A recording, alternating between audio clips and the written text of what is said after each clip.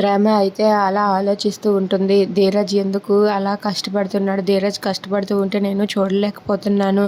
ఒకవైపు వాడు చదువుకుంటూ, ఇంకోవైపు వాడు కష్టపడి డబ్బులు సంపాదిస్తున్నాడు.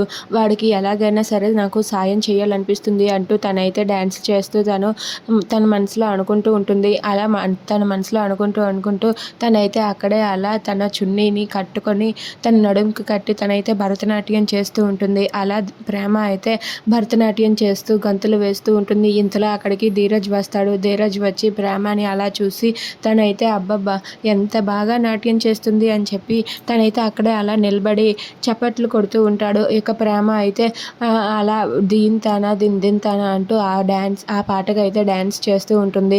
ఇక దాంతో అక్కడ ఉన్న ధీరజ్ అయితే అది చూసి చాలా సంతోషిస్తాడు. ఏంటి ప్రేమలో ఇలాంటి ఆర్ట్ కూడా ఉందా? ప్రేమ చాలా బాగా నాట్యం చేస్తుంది అని చెప్పి ధీరజ్ అనుకుంటూ ఉంటాడు. ఇక ప్రేమ అయితే అలా డ్యాన్స్ చేస్తూ అక్కడ ధీరజ్ని అయితే ఒక్కసారిగా చూసి డ్యాన్స్ని ఆపేస్తుంది. దాంతో ధీరజ్ అయితే క్లాప్స్ కొడుతూ అబ్బా ఎంత బాగా నాట్యం చేసావో, నువ్వు ఒక 10 మంది పిల్లలకు నాట్యం నేర్పుతూ బ్రతికేయొచ్చు తెలుసా అని చెప్పి అంటాడు. అది వినగానే ప్రేమ ఒక్కసారిగా షాక్ అవుతుంది.